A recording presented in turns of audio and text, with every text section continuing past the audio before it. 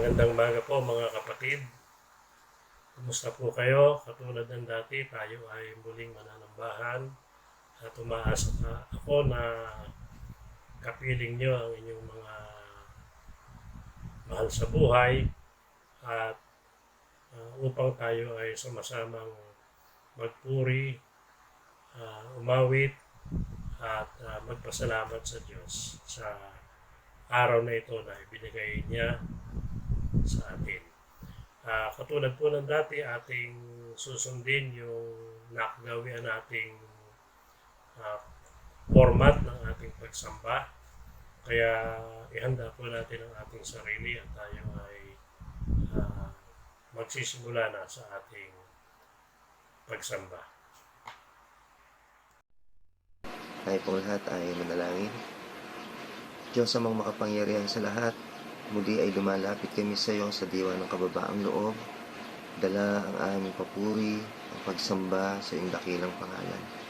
Dalangin namin, O Diyos, na maging karapat-dapat nawa kami sa aming paglapit sa iyo sa umagang ito. Dalangin din namin, O Diyos, sa ikaw siyang sa amin ay sumama. Patuloy na duminig ng aming mga daing at patuloy na mabuksan ang aming puso't isipan sa bawat mensahe at bawat aral na dapat naming makita sa anumang sitwasyon ng aming buhay. Dalangin din namin, Ama, na makatulong ang mensahe na aming maririnig upang sa ganon lalong lumakas ang aming buhay espiritual. Ganun din, Panginoon, tumatag ang aming pananampalataya, ang aming pag-asa, at ganun din, Ama, magkaroon kami ng isang pananaw na Ikaw ang Diyos na may kontrol ng lahat, kayang magbago hindi lamang ng buhay ng tao, kundi kayang baguhin ang sitwasyon ng buong mundo. Dalangin namin, O Diyos, na may taas ka at mapapurihan, at nawa, O Diyos, ay taimtim naming nasain at unawain ang mensahe mo na nais mong ihatid sa bawat isa sa amin. Ito po ang aming dalangin sa dakilang pangalan ng anak na si Jesus. Amen.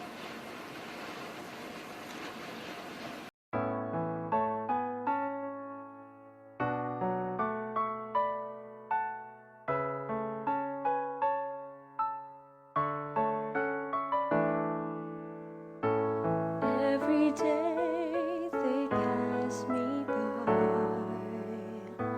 I can see it in their eyes. Empty people filled with care, headed who knows where.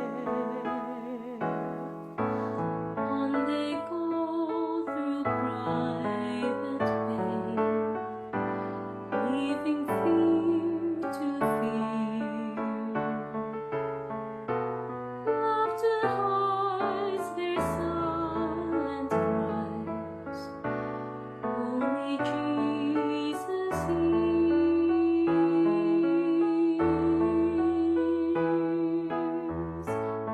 People need the Lord. People need the Lord. At the end of broken dreams is the open door. People need the Lord. People need the Lord. When will we realize people need the Lord?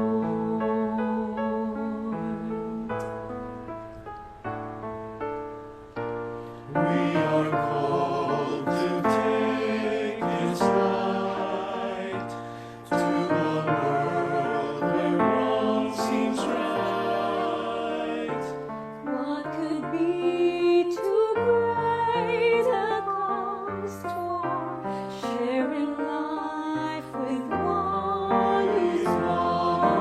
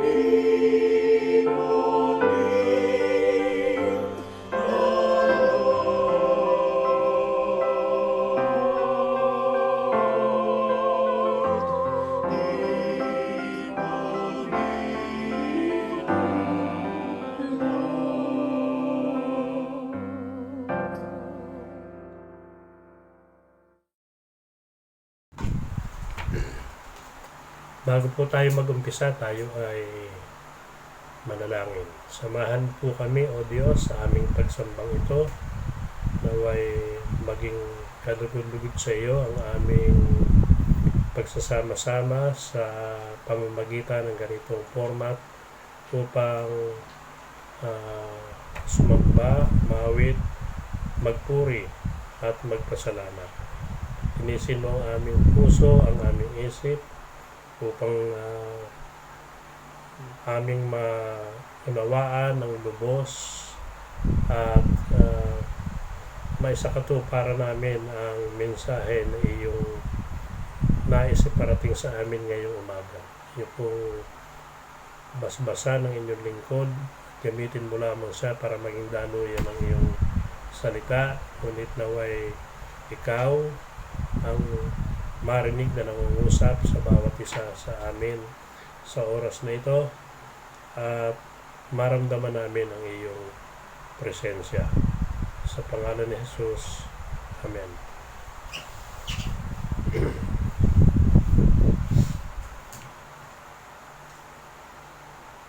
Noong nakaraang Miyerkules po ay ating pinag-usapan yung mga gawa 16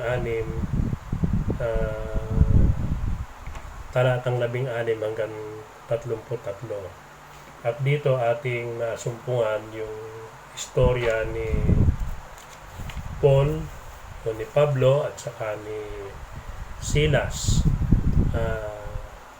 na bilanggo dahil sa maling akusasyon, at sa loob ng kulungan ay natutunan natin kung ano ang kanilang naging attitude. Sa halip na matakot, sa halip na mangamba, ay pinili nilang umawit at magpuri sa Diyos. At sa panahon ng kanilang paglagi dun sa bilangguan ay nakakulong na nga sila, ay mayroon pang mga nakakatakot na pangyayari sapagkat biglang nauga yung buong kulungan at halos mawasak yung lugar. Ngunit mas pinili rin pa rin nila na kumilos katulad ng isang mananampalataya na lubos na naniniwala o nagtitiwala sa ating Panginoong Jesus. Ito po ay hindi naiiba sa kasalukuyan nating panahon. Tayo ngayon ay nasa isang lugar o panahon o sitwasyon na hindi natin alam kung ano ang mangyayari. We are not in control of the situation, kaya natural lamang na tayo ay matakot. Pero dapat ang matutunan natin kay Pablo at Silas ay bilang mananampalataya,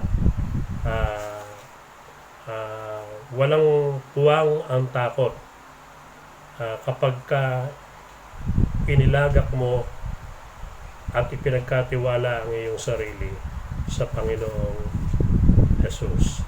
Ngayon sa ating pagpapatuloy ay mag-focus tayo doon sa mga gawa pa rin, doon sa istorya pa rin na yon ng mga gawa, sa mga gawa, kabanatang 16, 25 hanggang 32, upang lalo pa nating ma-appreciate ang mga halimbawa ni Pablo at ni Silas bilang mga mananampalataya. Basahin po natin ang nasabing talata. Ang sabi po dun sa Gawa 16, ang 25 hanggang 32 ay ganito. Nang maghahating gabi na, sina Pablo at Silas ay nanalangin at umaawit ng mga himno. At nakikinig naman ang ibang mga bilanggo, di kaging-saginsay lumindol ng napakalakas, ano pat nayanig, pati ang mga pundasyon ng bilangguan. Pagdakay na buksan ng mga pinto at nakalag ang mga tanikala ng mga bilanggo. Napabalikwas ang bantay bilangguan at nang makitang bukas ang mga pinto, hinugot ang kanyang tabak at tangkang magpakamatay sa akalang nakatakas ang bilanggo o ang mga bilanggo. Ngunit sumigaw si Pablo, huwag mong saktan ang iyong sarili, narito kaming lahat. Humingi ng ilaw ang bantay, patakbong pumasok at nanginginig na nagpatira pa sa harapan ni na Pablo at Silas. Inilabas niya ang mga ito at sinabi, mga Ginoo, ano po ang dapat kong gawin upang ako'y maligtas? Sumagot sila, sumampalataya ka sa Panginoong Jesus at maliligtas ka, ikaw at ang iyong sambahayan. At ang salita ng Panginoon ay pinahayag niya sa kanya, nila sa kanya at sa lahat ng nasa kanyang bahay. Pinagpala po tayo ng Diyos sa pagkarinig at pagkaunawa ng kanyang banal na salita. Ano po yung patuloy nating matututunan sa kasaysayang ito ni na Pablo at Silas, o sa karanasang ito ni na Pablo at Silas? Mga kapatid, katulad ng sinabi ko kanina, ang una ay dapat ay huwag tayong matakot. Sa kabila ng nakakatakot na sitwasyon, ay kumilos tayo bilang isang tunay na Kristiyano. Huwag tayong matakot. Easier said than done. No? Lalo na sa panahong ito na hindi natin alam kung ano ang susunod na mangyayari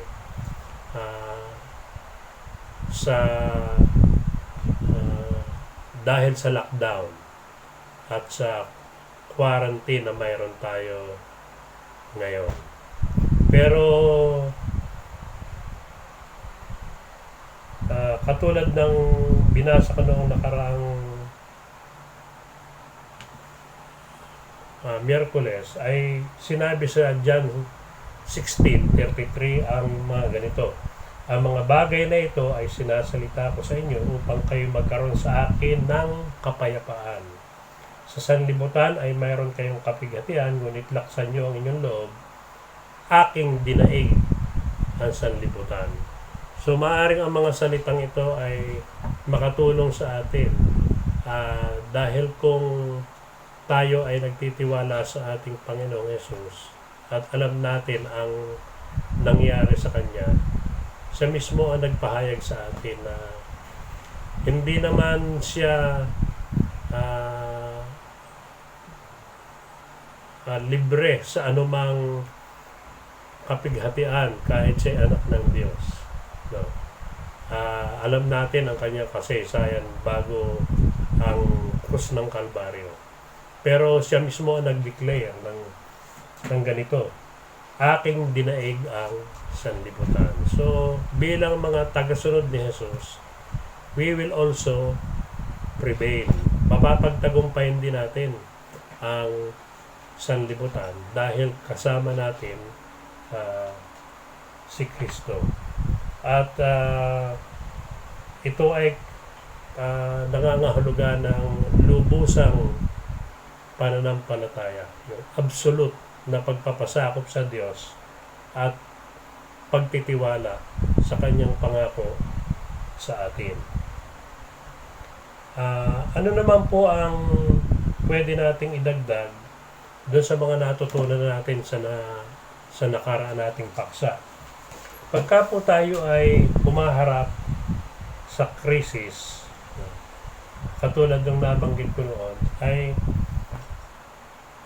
sinasabi doon sa Acts 16:25 na si Pablo at si Silas ay nanalangin at umawit ng mga himno.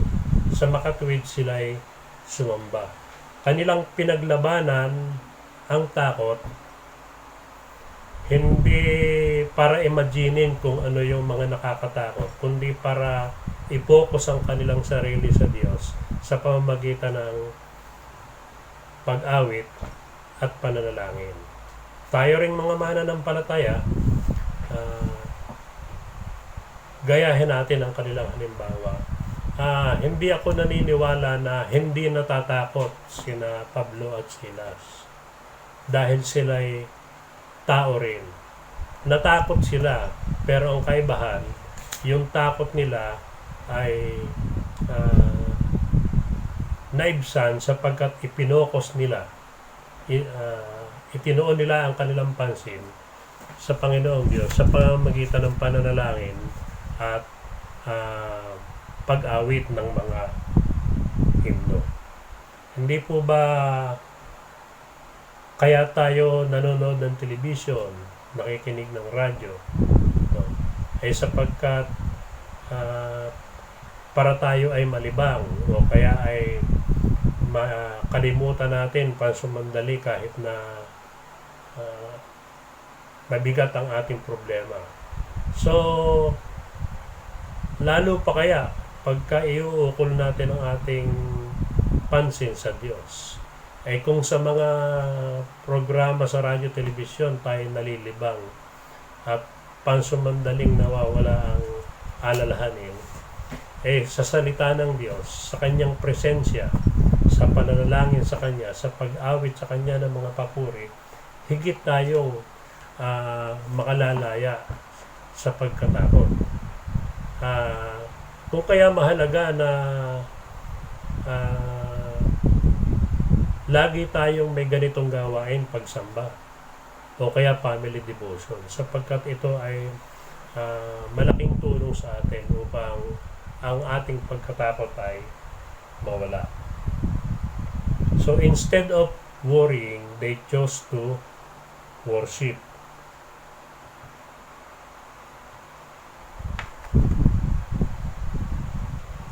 At sa ating pag-worship, dapat it should be faith over fear.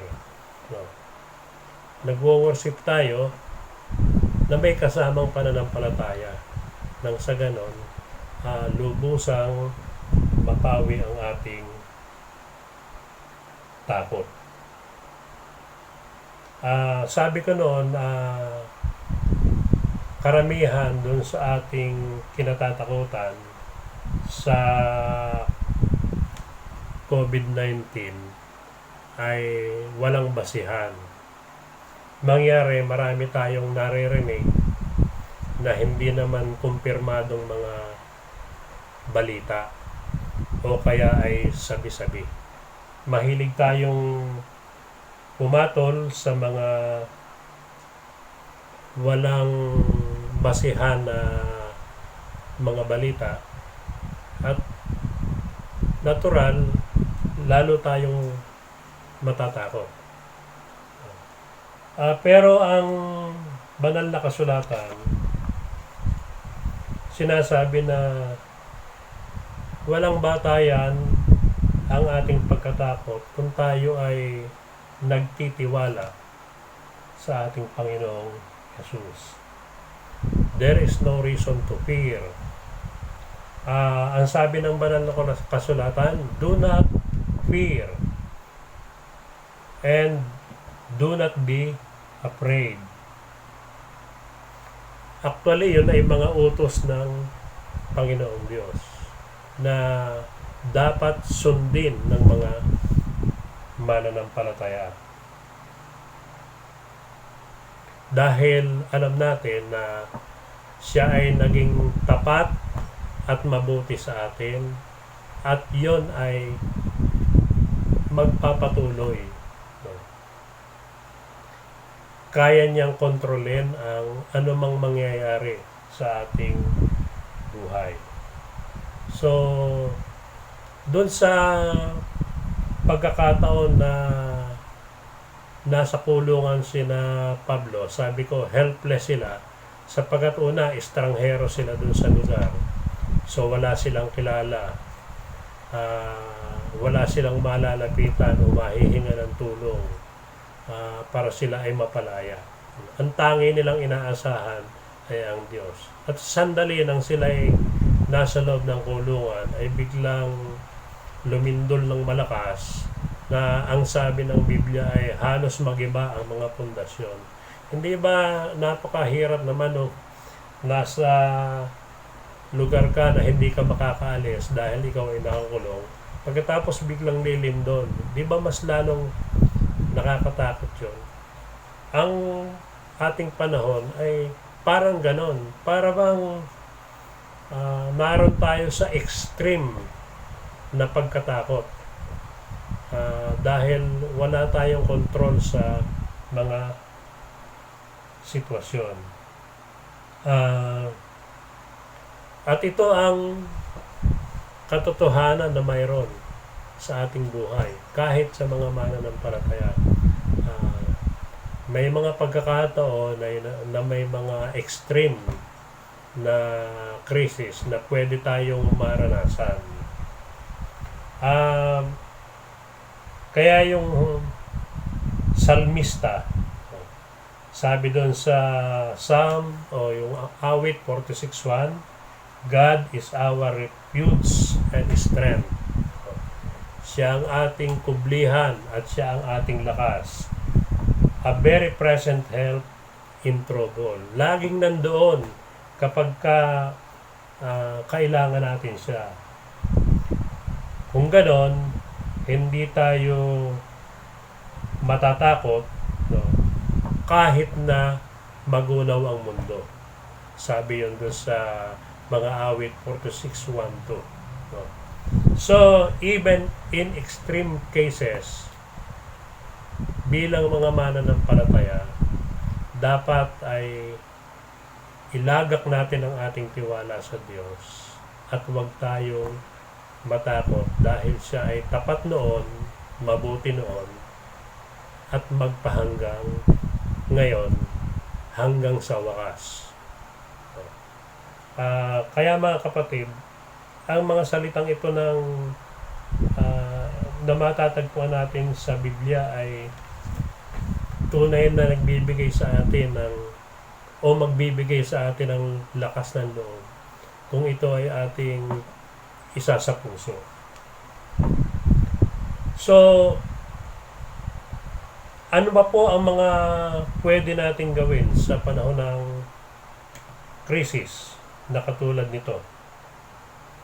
Para mabawasan o mapawi ang ating takot at tayo malibang, ay kinakailangan natin na magkaroon tayo ng pagmamalasakit kaysa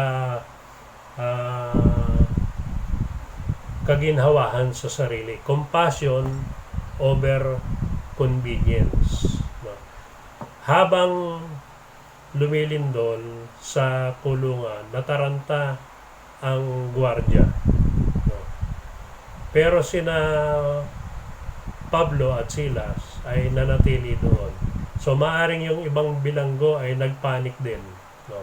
Pero sa halip sila ay nanatili at hindi nila inisip na iligtas ang kanilang sarili at tumakas. No? Pero natural, yung gwardiya at yung mga bilanggo ay natakot. Yung gwardiya dahil dun sa responsibilidad niya na baka makatakas ang mga bilanggo, at ikalawa dun sa sitwasyon na lumilindol ng napakalakas. No? Pero sa halip, ang ginawa ni Pablo at ni Silas nung natataranta yung gwardiya at hanggang magpakamatay ay sinabi na huwag mong gawin yan, narito kami. No? Kaya naibsan ang takot ng gwardiya at nung makitang hindi natatakot si Pablo at si Silas ay marahil lumakas din ang kanyang loob at nawala ang kanyang takot. So nakakapagpawala ng takot talaga yung pagmamalasakit.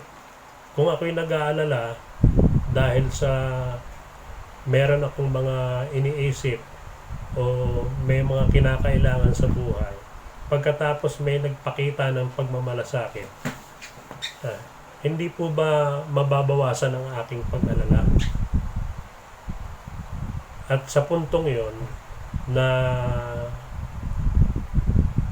it was a matter of life and death dahil lumilindol na ng napakalakas, mas inisip ni Pablo at ni Silas na magmalasakit kaysa iligtas ang kanilang sarili.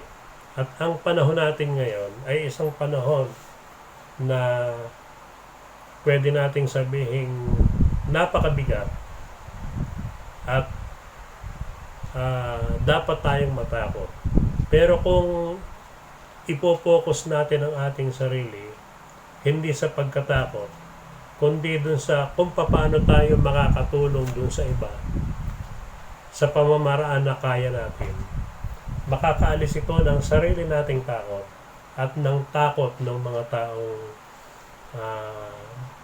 dapat nating tulungan. At kung if we are going to read up to verse 32 o 34, ang sabi, yung daw tao na o yung bantay ay dinala sina Pablo at sila sa kanyang bahay at sila ay naging tagasunod din ni Kristo. Sa nakita nilang example nung dalawa, namangha sila at naniwala doon sa ipinangangaral ni Pablo at ni Silas. At sila ay nagpabautismo. Ang kanilang buong sambahayan. Yung gwardiya at yung kanyang buong pamilya. So, tingnan ninyo po kung ano ang pwedeng maidulot ng pagmamalasakit kaysa isipin mo ang iyong sariling kapakanan. So, ang coronavirus, habang nakakatakot, ay hindi dapat magparalisa sa atin. No, hindi dapat itong pumigil sa atin para magkaroon ng pagkakataon para siyang maging kamay at paa ng ating Panginoong Diyos.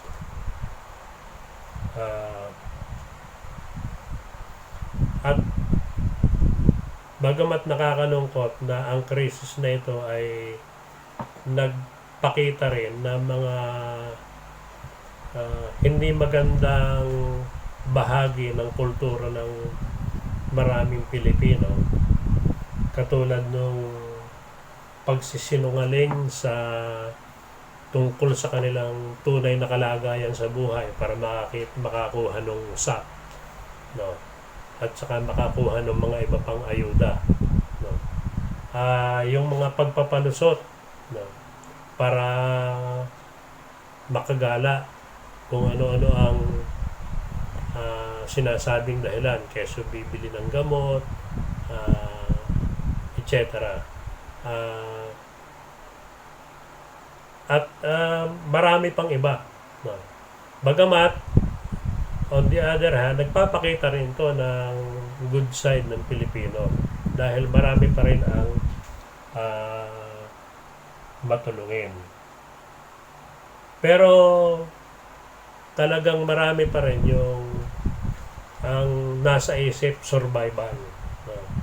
Basta ako'y mag-survive, bahala na ang iba, no? Yun ang masamang kultura ng ibang nating mga kababayan. Pero doon sa Acts 2, pag binasa natin yung Acts 2 doon sa bandang dulo, nakakatuwa ang kanilang kultura. Kasi ang sabi dito sa Acts 2:43, ang pamumuhay ng mga sumasampalataya.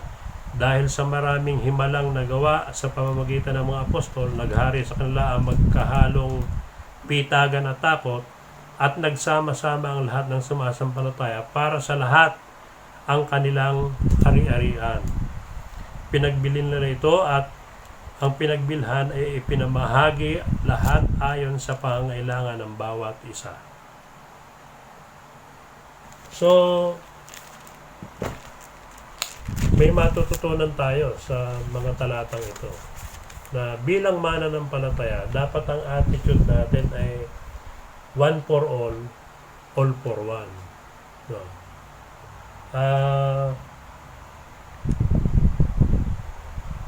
Hindi pwede yung kapag ganitong may crisis ay ang iniisip lang natin ay ang sarili nating survival. Kinangailangan ang instinct natin ay paano kaya ako makakatulong, at hindi yung paano kaya ako makakasurvive at bahala ng iba. Natural, importante ang survival, basic yan. Pero kapag nakalimutan natin ang iba dahil sa sarili nating kapakanan, yun ang hindi maganda.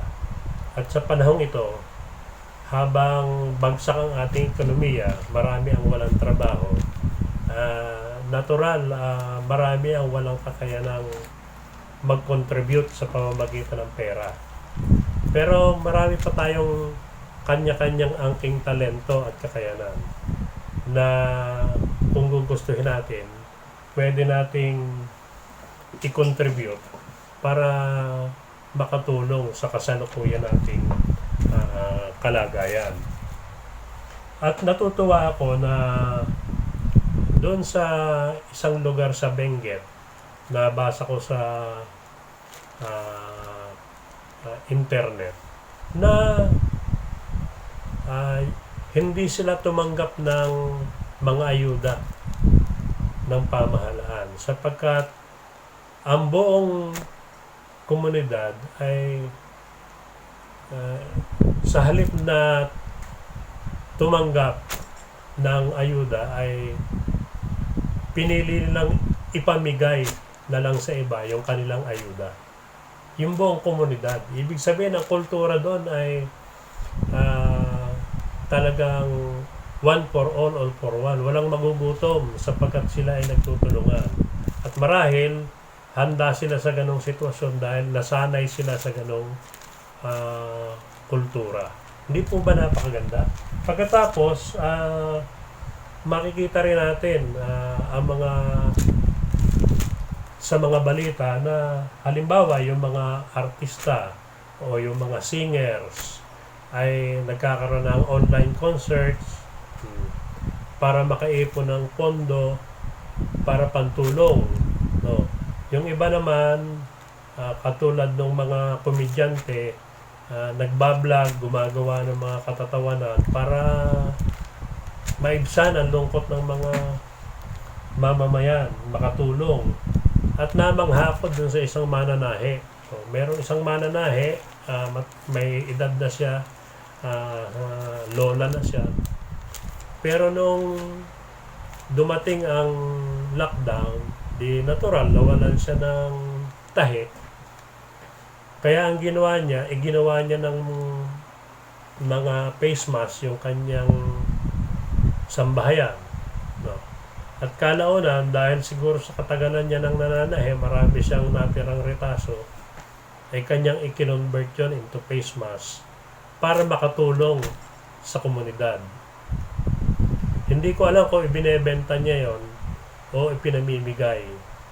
Pero nakakasiguro ako na nakatulong siya sapagkat sa mga panahong sa simula ng lockdown ay nagkaubusan ng face mask. At yung talento niya bilang mananahe, ginamit niya para makatulong na maibsan ang kakulangan ng face mask. So, tayo, ano po ang ating ginagawa? No? Tayo po ba ay nakatambay lang sa kanto kahit bawal, walang face mask at nakikipagkwentuhan? O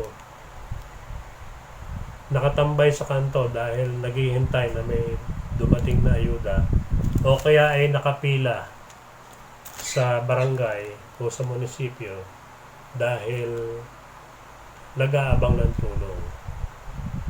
Hindi ko naman sinasabi na hindi ito mahalaga, pero may mga tao na walang inatupag kundi humanap ng paraan para mag-survive at nakakalimutan ang higit na mahalaga, ang pagtutulungan. Kaya yung pamahalaan tuloy nahihirapan talagang i-manage ang sitwasyon dahil napakarami ng matigas ang ulo. Hindi makatulong dahil sabi ng mga frontliners, kami ay nagtatrabaho para sa inyo, manatili naman kayo sa bahay. Pero ang iba nating kababayan, makikita mo naman sa television, sa mga news, talagang nakukuha pang mag-swimming doon sa Pasig River, no? Nakukuha pang magkwentuhan doon sa kanto, na yun ang isa sa mga dahilan kung bakit malakas kumalat ang virus. Kailan pa ito matatapos kung hindi tayo makikiisa, no? Kung hindi tayo magbabahagi ng ating kakayanan para makatulong na mawala agad ang krisis na ito. Ngayon mga kapatid, para hindi rin tayo overreact sa sitwasyon, kaya tayo lubhang natatakot, ay ang mga practical na bagay na pwede natin gawin ay kumuha tayo ng tamang impormasyon sa mga reliable na sources. At wag sa mga kung ano-anong nakalagay sa Facebook na ating pinaniniwalaan at ating isineshare na nagdadagdag ng takot ng iba, bagamat wala itong basihan. No? So, sabi ng mga psychologists nga, meron daw statistics stalkers. Merong mahilig daw mag-abang kung ano ang mga statistics ng mga namatay, nagkasakit, nahawa, at iba pa. At yun daw mga taong yun ay they are more afraid lalo silang takot sapagkat punong-puno ng nakakatakot na impormasyon ang kanilang utak. Hindi po ba mas tama na kumuha lamang tayo ng impormasyon sa tamang sources? No? Meron naman tayong DOH, no? Meron naman tayong World Health Organization, meron namang mga mapagkakatiwalaang news outlet, no? Yun ang ating mas bigyan ng pansin dating sa paghingi ng tamang impormasyon o pagkuha ng tamang impormasyon. Kaya ako'y naniniwala na bagamat may malaking tulong na naiaambag ang Facebook, marami rin dito ang nakalagay na maling balita, maling impormasyon. No. At dahil doon, naibabase natin tuloy ang ating mga desisyon doon sa mga maling impormasyon, ang ating pagkilos doon sa maling impormasyon.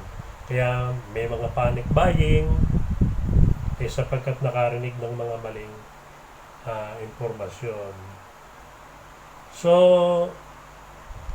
maging maingat tayo sa paggamit ng mga impormasyon na ating nakukuha. Baka hindi tayo natutulungan o nakakatulong kung ito ay isi-share pa natin samantalang hindi ito kapani-paniwala.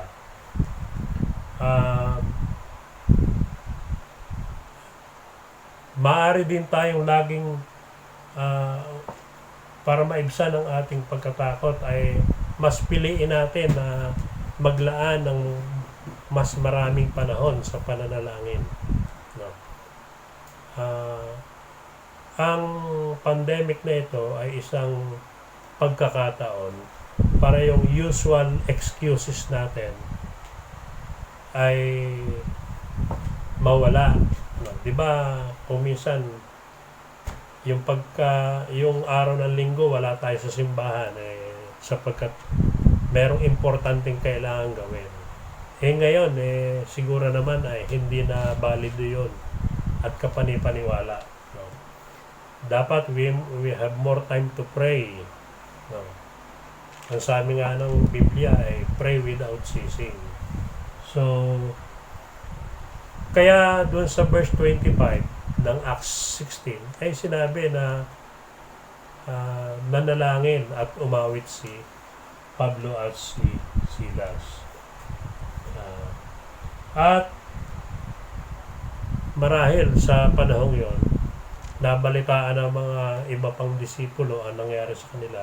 Kaya marahil yung mga disipulong yon nananalangin din. Kaya anong ipinagkaiba natin? The whole world is being encouraged to pray.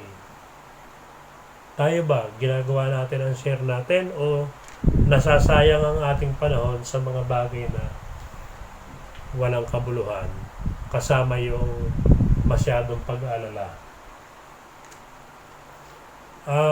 Alam nyo, pagkatapos nung karanasang yon, ilang taon pa ang lumipas at si Pablo ay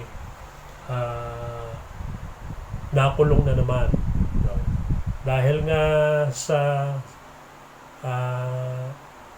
maraming autoridad ay nakaka-antagonize yung mga pagbabahagi ng salita ng Diyos at saka yung mga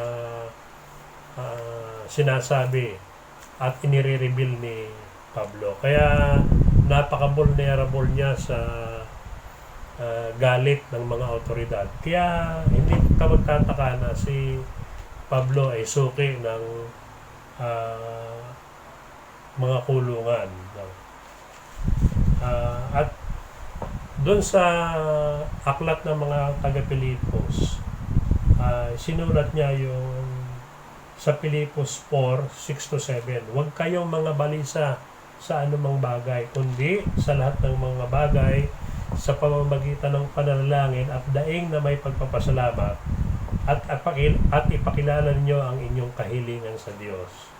At ang kapayapaan ng Diyos na di masayod ng pag-iisip ay mag-iingat ng inyong mga puso at ng inyong mga pag-iisip kay Kristo Jesus. Alam niyo, si Pablo ay hindi lang isang basta magaling sumulat. Hindi siya katulad ng mga ordinaryong reporter o writers na talagang may talento sa pagsulat. Nakakakatha ng mga kwento, ng mga artikulo na ang gandang basahin sapagkat magagaling sila. Ang kaibahan ni Pablo ay ang kanyang mga isinusulat ay karanasan niya. No? Ang pag-ibig ng Diyos ay karanasan niya. Ang katapatan ng Diyos ay karanasan niya. Ang pagiging epektibo ng panalangin ay karanasan niya. No?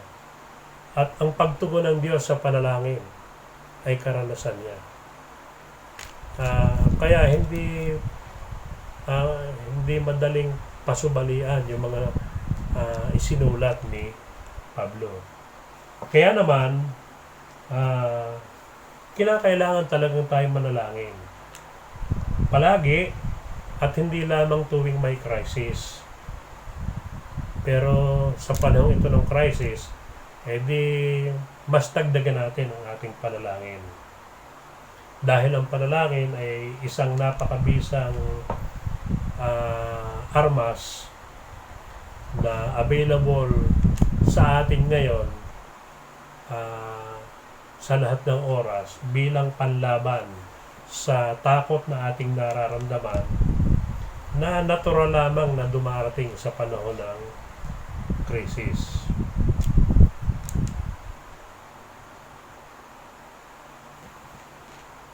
Isa pang pwede nating gawin sa panahon ito ay kinakailangang kumilos tayo. Huwag namang puro panalangin, samahan din natin ito ng gawa. No? Yung pagtitiwala sa Diyos ay dapat may kasamang gawa. No? Faith without work is dead. Yan ang sabi ng Biblia. Ang pananampalatayang walang gawa ay patay. Noong yung mga exiles, yung mga ano bang Tagalog sa exile? Yung mga tao na sa pilitang inalis sa Jerusalem ng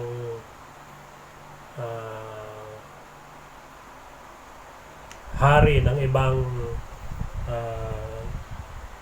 teritoryo, no? Sila ay mga exiles sa Babylonia. Nung sila ay bumalik sa Jerusalem, nakita nilang giba yung daang bayan ng Jerusalem, no? At napaka habang panahon na silang exile, pero giba pa rin. Kasi nung araw yung mga papasok ng bayan, nilalagyan nila yun ng pader at saka ng malaking pinto para magsilbing seguridad nila. No? Binabantayan nila yon para hindi mapasok ng kung sino man. No? Ay nung sila ay ma-exile sa Babylonia, ay nawasak yon. No? Winasak. At pagbalik nila ay wasak pa rin. No? Hindi sila basta nanalangin sa Diyos.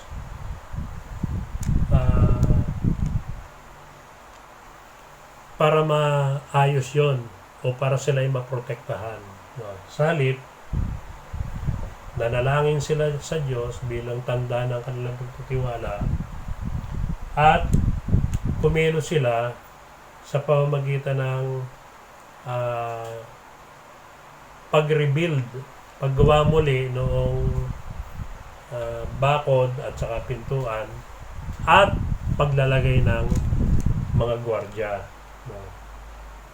Ibig sabihin, nagtiwala sila sa Diyos, kasabay ng kanilang pagtitiwala ay ang pagkilos. So, sa panahong ito, ang dapat natin gawin ay wag lang tayo basta manalangin.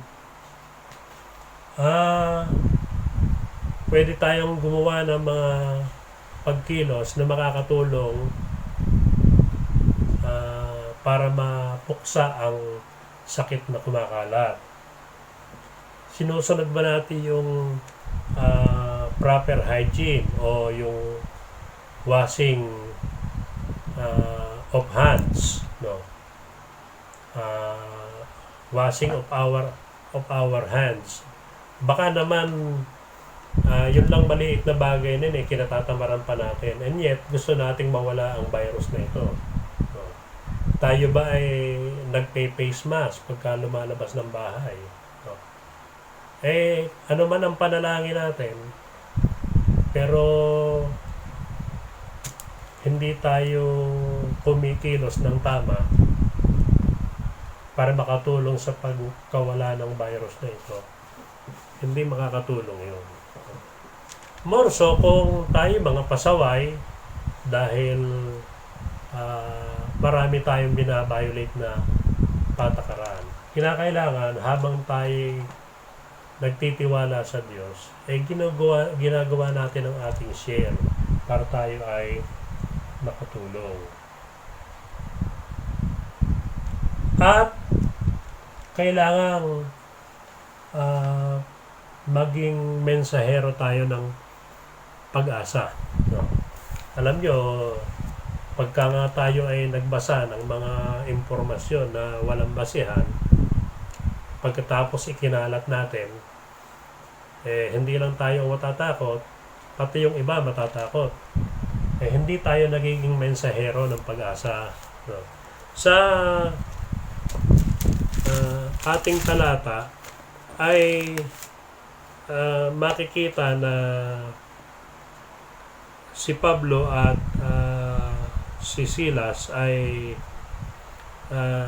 kumilos bilang mga mananampalataya na nagbibigay ng pag-asa. Doon sa kalagitnaan ng pagkatakot ng gwardiya, no, nagtanong ito, mga Ginoo, ano po ang dapat kong gawin? Sa verse 30, upang maligtas, ako'y maligtas. Sumagot sila, sumampalataya ka sa Panginoong Hesus at maliligtas ka, ikaw at ang iyong sambahayan. Akalain mo, sa gitna ng ganong sitwasyon ay hindi nakalimutan ni Pablo at ni Silas na sila yung mga mananampalataya, na kahit pala sa extreme cases, dapat ay yung poise mo as a Christian, as a true follower of Christ, ay hindi mawala. Kasi may mga iba na pagka nasa loob ng simbahan ay alam nila kasi nasa loob sila ng simbahan, kaya well-mannered. Talagang ang bait tingnan. Pero pag labas ng simbahan, makikita mo sa Facebook ang mga ipinopost. No. Hindi nagiging consistent sa pagiging mananampalataya. Kapag hinahamon ng isang sitwasyon. No. Pero si Pablo at si Silas, kahit sa gitna ng krisis, ay ipinakita nila na dapat sa halip na magdagdag sila ng takot sa puso ng iba, ay dapat magbigay sila ng pag-asa. At tayo rin, paano tayo makapagbibigay ng pag-asa kung tayo mismo ay kitang-kita sa atin na tayo ay nawawala ng pag-asa. At para makapagbigay tayo ng pag-asa, kinakailangang hanapin natin ang pagkakataon upang makatulong sa iba.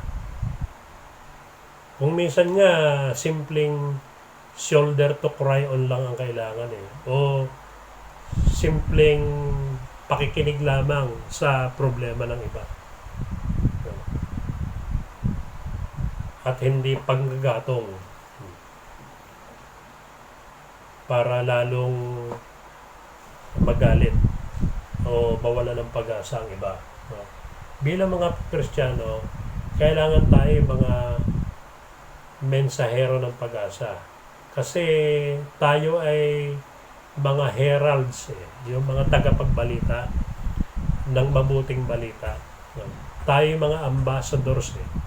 Dapat maging heralds and ambassadors of hope tayong mga mananampalataya. At walang excuse ang mga sitwasyon kung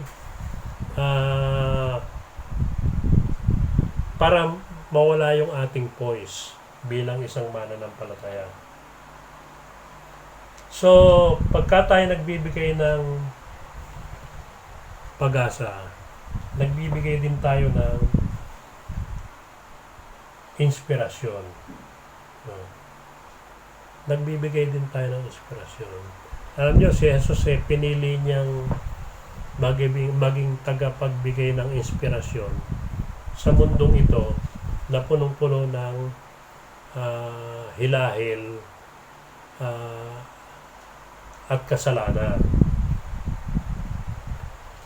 Tinatawagan niya tayo na magtiwala, sumamba sa Diyos, sa halip na mag-alala, at i-exercise yung ating pananampalataya kaysa matakot at piliin ang pagmamalasakit kaysa pangsariling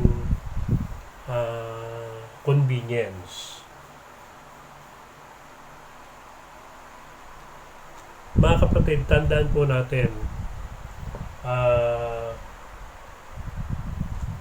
tayo po ay naglilingkod sa isang Diyos na siyang Diyos kahit na sa mga ganitong crisis. No?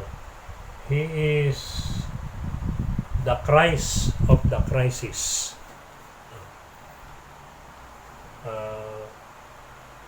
Kaya ngayong maga, gawin nating pagkakataon itong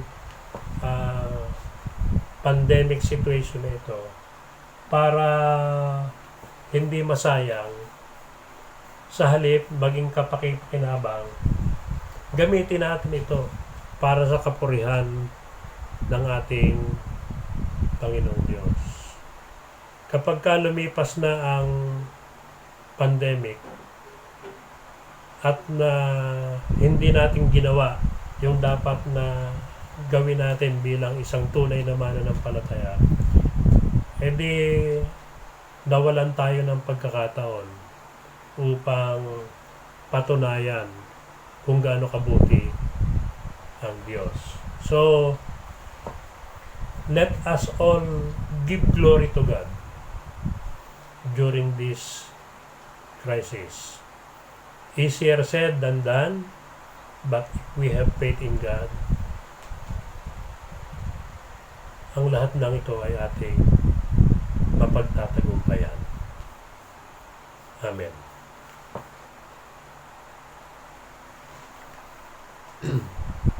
Ngayon ay pakinggan po natin ang panghuling awit bago tayo manalangin at balita ng ilang mga bagay.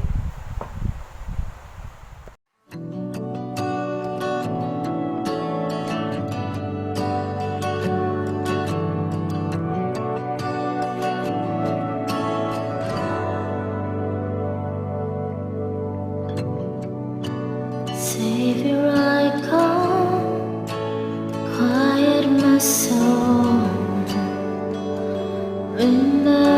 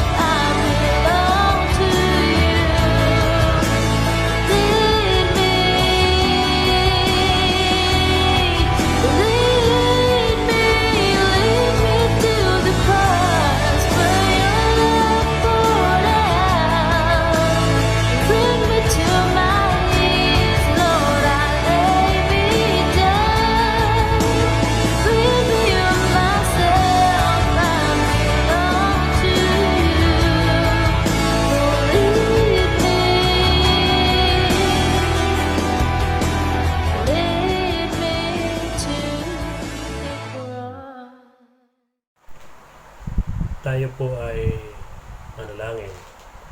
Panginoong Diyos, salamat sa pagkakataon upang sumamba at magpuri sa gitna ng nakakatakot na sitwasyon ito.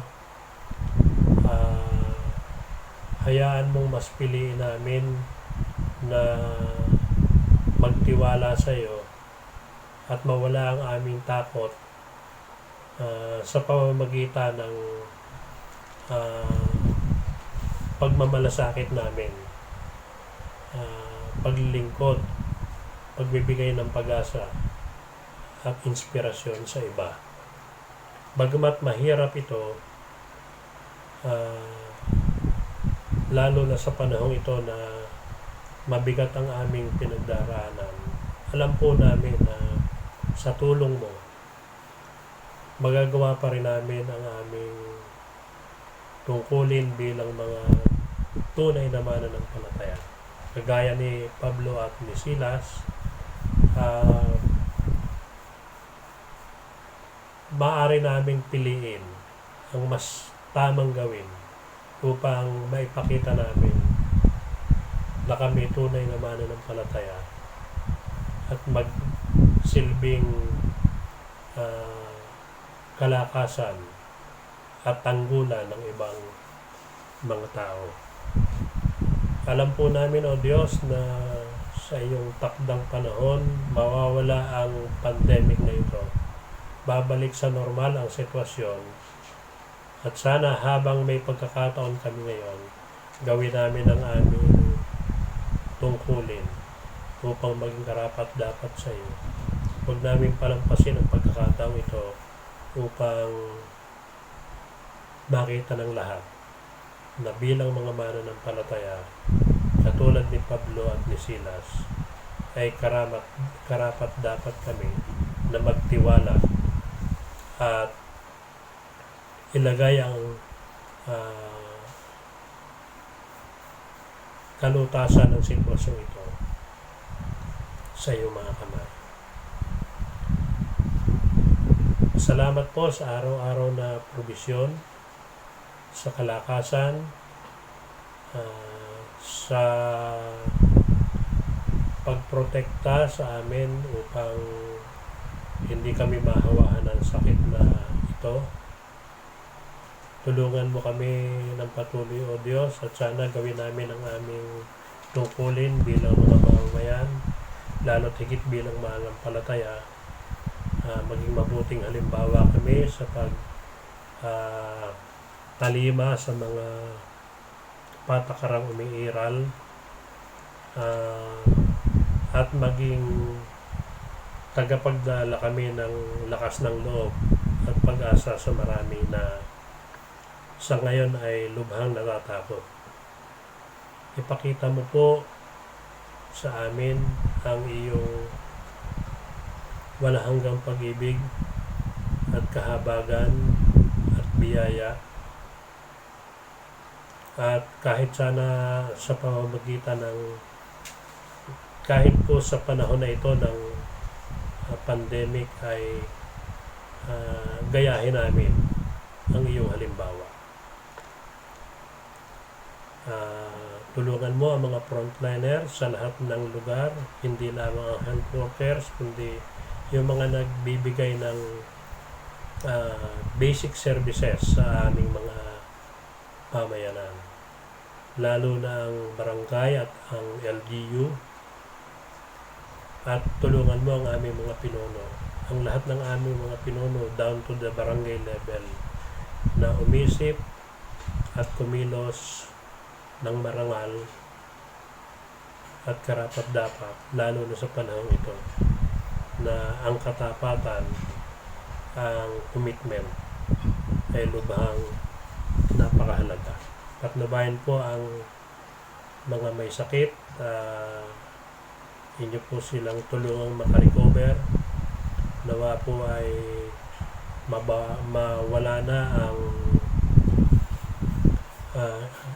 kumakalat na infeksyon, maging mababa na ang contamination, at nawa ay unti-unti itong mawala hanggang sa matuklasan ang karapat-dapat na bakuna para ang lahat ng tao ay makasigurado ng kaligtasan sa sakit na ito. Turuan mo kaming lahat ng pananampalataya, pagtitiwala. Turuan mo kaming lahat ng disiplina, ng kalinisan, ng pagtutulungan. At sana, O Diyos, ay ito ay maging baon namin kahit sa pagkatapos ng pandemic, para kung sakaling dumating ang mga iba pang pagsubok ay maging handa kami. Bagamat kami nanalangin na sana po ay ipag-adya mo kami sa mga susunod pang mabibigat na crisis. Tulungan mo ang mga bata, tulungan mo ang mga kabataan, ang mga magulang sa kanilang sirkumstansya. At sana, O Diyos, ay pangkalahatan may matutunan ang bawat tao na katotohanan sa kasalukuyan naming sitwasyon. Una ay ikaw ang may control ng lahat ng bagay, na dapat kaming magtiwala sa iyo at tumalima. Ngunit kailangan naming maging disiplinado sapagkat ang nangyayaring ito, bahagi ito ng kapabayan ng tao sa kanyang kapaligiran, sa kanyang kapalaluan, sa kanyang greed. Kaya malibang kami ay magbago sa aming mga puso, sa aming mga values, sa aming mga behavior, ay paulit-ulit na darating sa amin ang mga ganitong pagsubok. Kaya sana matutuhan namin yon at pagsikapan namin sa aming sarili na baguhin ang mali naming mga ginagawa. Inyo pong protektahan ang bansang ito sa mga mapagsamantala, lalo na dun sa mga tao na ang iniisip ay para lamang sa kanilang sarili. Marami pa rin ang nagsasamantala sa sitwasyon, gumagawa ng krimen, nagpapalusot ng mga kontrabando, nandadaya sa kapwa at iba pa. Sana po ay ang panahon ito ay maging karapat-dapat na panahon upang ang lahat ay makakilala sa iyo. I-bless mo po ang mga sumapit sa karawan, ang mga may pinagdiriwang na okasyon ng buhay. Pagpalain mo silang lahat. Pagpalain mo ang mga nasa ibang bansa, lalo na yung mga bansa na maraming kaso ng COVID-19. Pagpalain mo lalo na yung mga tao na nasa front line ng labang ito. Sana po ay maging ligtas sila upang pagdating ng panahon ay makauwi sila ng safe sa kanilang pamilya. Dear God, marami pong salamat. Pagalingin po ang lahat ng iba pang may sakit maliban sa COVID-19. Sana po wag mapabayaan sa ospital yung mga iba ang sakit. Wag mapabayaan sa mga tahanan. Sana po ay ma-spare ang mga frontliners sa mga karamdaman, sa pagkahawa, upang manatiling stable ang aming mga frontlines laban sa sakit na ito. Dear God, maraming pong salamat sa iyo. Sa kabila ng lahat, nakikita namin ang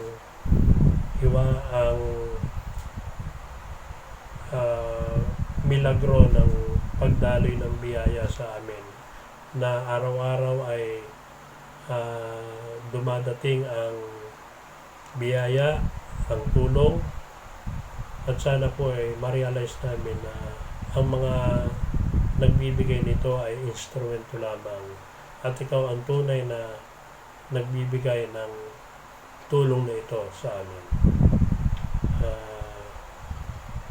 Sana po ang aming napag-usapan ngayon ay makatulong sa amin upang lumaya kami sa kasalanan, sa pagkatakot, sa halip magdala kami ng pag-asa, ng tulong, ng kapayapaan, ng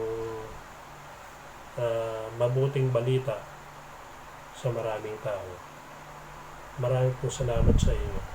Ito po ang aming panalangin, ito ang aming hinihiling, at ito hinihiling namin sa pangalan ni Jesus na aming Panginoon at Tagapagligtas. Amen. At ngayon, sumayin lahat ang walang hanggang pag-ibig ng Diyos amang nasa langit, ang pagliligtas ng Panginoong Jesus, at ang gabay ng banal na Espiritu Santo, magmula ngayon at magpakailanman. Amen. Salamat po mga kapatid. Muli na naman tayong nakaraos ng pagsamba at inaasahan ko na sa Miyerkules ay muli kayong makikiisa sa ating devotion. Samantala, pasalamatan po natin ang mga nag-participate na mga kaanib at ang nanalangin na si Kuya Eli. Ang umawit po ay yung unang awit ay yung, kung natatandaan nyo, si Dr. Jobet Midoro na ating ini-import pagka meron tayong anti-rabies vaccination. Siya po yung nagpipiano at yung dalawa niyang katabi ay kanyang mga kapatid na si Jade at si Joy. No. Si Jade po ay isang mahusay na manunugtog ng violin at si Joy naman ay isang mga awit. At yung sunod na awit o yung huling awit ay sa pamamagitan naman ni May Gomez, yung kapatid ni na Gemma. Nagpapasalamat tayo sa kanilang lahat sa kanilang tulong sa atin. Huwag niyo pong kaligtaan na kung sakaling may gusto kayong i-suggest tungkol sa pamamaraan ng ating pagsamba, ay welcome po kayong lahat. Pwede po niyong punahin basta makakatulong ang inyong pagpuna at ang inyong pong pastor ay makikinig at hindi ma-offend. No? Kailangan ko po yung inyong mga feedback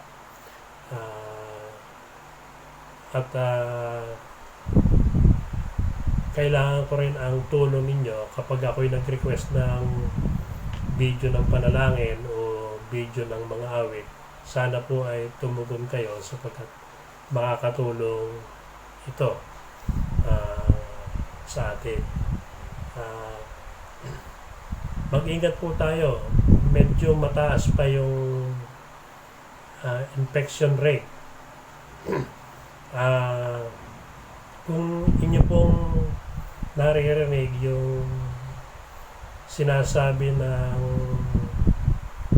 mga tagapagbalita na kailangan nating mapababa yung porsyento ng mga nagkakasakit o nahahawahan ito, ay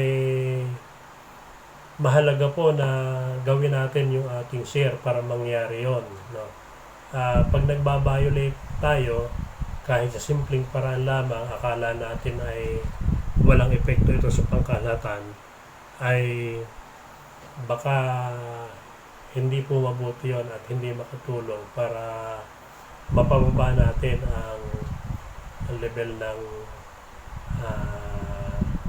infeksyon. Kaya pinakikiusap ko po mga kapatid na maging disiplinado tayo at kahit sa mga maliliit na bagay ay tumulong tayo para ang gobyerno natin ay ma-manage ng maayos ang ating kalagayan. No? Kung naririnig niyo yung salitang flattening the curve, no?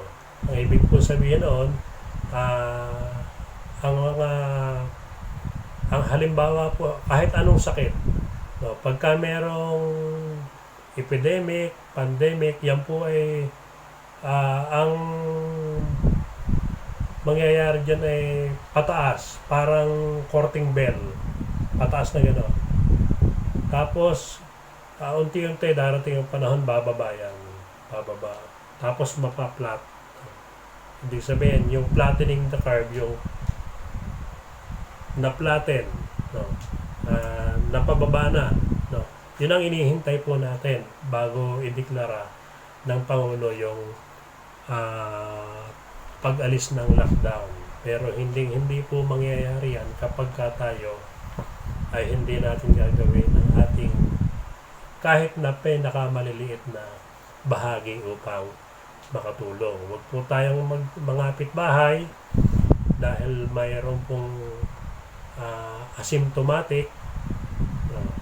Lagi tayong mag-face mask at lagi tayong magsabon ng kamay o kaya ay maligo. Lalo na kung tayo ay galing sa labas ng ating mga bahay. Marami pong salamat at hanggang sa muli po nating pagkikita sa ganitong forma ng pagsamba. Shalom.